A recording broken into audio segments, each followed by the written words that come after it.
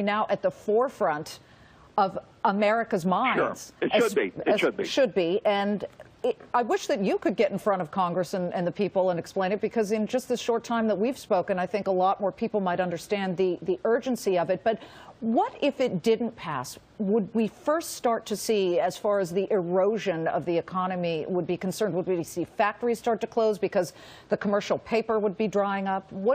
How would people feel it? Well, if it doesn't pass, Liz, the 1/20th of 1% that the U.S. Treasury is now paying for 7-day money would look like a high interest rate. I mean, you would have people.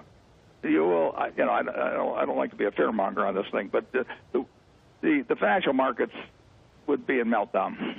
I mean, and that is not a game we want to play. I have a friend that says, all I want to know is where I'm going to die, so I'll never go there.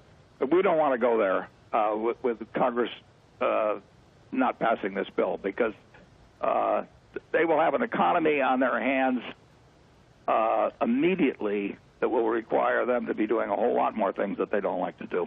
Do you think this is what Paulson and Bernanke were telling members of Congress on Thursday night that made them pause for a full 15 seconds before any one of them could utter a word? I think what he was telling them, I mean, I know some things that were going on, late last week, and I know the consequences of what would have happened if they'd been continued to let them go on. And I think he probably told them a few stories that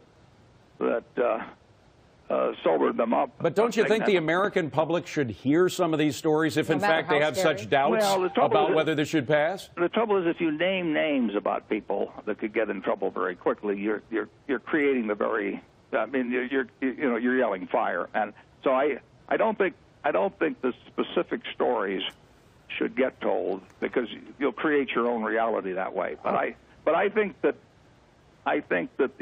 what you have seen so far would pale in comparison to what you'll see very quickly if Congress ignores this problem. I don't think they will, though. I believe in Congress will do the right thing. I mean, they want a good outcome for the U.S. economy. I think they're mad about a lot of things that have happened in the past, and I'm just as mad as they are. But that, you could be mad at what the generals did in fortifying Pearl Harbor in 1940, but that didn't change what you did on December 7th. Let me go back to you and the money you've been spending. You've been on a spending spree effectively since last December, when December of 2007 you bought Marmon Holdings for $4.5 billion.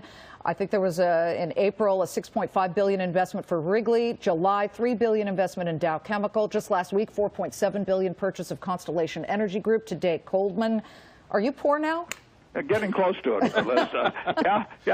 You'll get a solicitation letter from me very soon. Send a few dollars here to almost. Boys Town used to be the big attraction here for contributions, but I'm the new substitute. You with a little cup, alms for the poor. Seriously, are you going to spend more? Are you done? Or I'm pretty close to done. We've obviously got some money around, but I like to always be very comfortable with money, and we've made some investments because I think they make sense, but it's not unlimited, But, we would be buying, if we had credit available to us, we might be buying some of the same sort of debt that the Treasury would be buying, but we don't have the funding for that. The only people in the only institution in the world that really has the funding for that on the scale needed is the U.S. Treasury. So in the end, effectively, this is not a free market solution. You feel we must pass this plan? Yeah, I really do. I really do. I think that in the early 1930s, passing the FDIC was an enormously important thing. I mean, every now and then government has to act in a big way. And when Roosevelt said the only thing we have to fear is fear itself, that wasn't the whole story, but it was close to the story. And we have plenty of fear among people now. And if Treasury bill yields go negative, that is the ultimate barometer of fear. I mean, that tells you that people are saying, I will pay interest in order to be sure I get back my money, not receive it on my money. But and we are 5 basis points away from the mattress being the best solution for money. That is not a good situation. Well, we're scared. Thanks.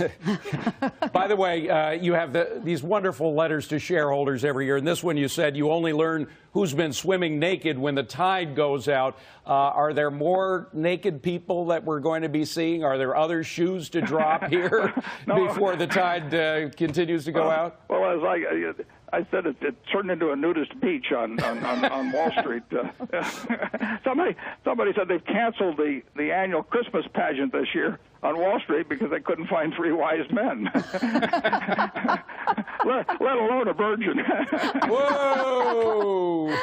Warren, as always, thank you so much for coming on Fox Business. Okay, enjoy it. Thanks, Warren. Appreciate Warren it. Buffett, Chairman and CEO of Berkshire Hathaway.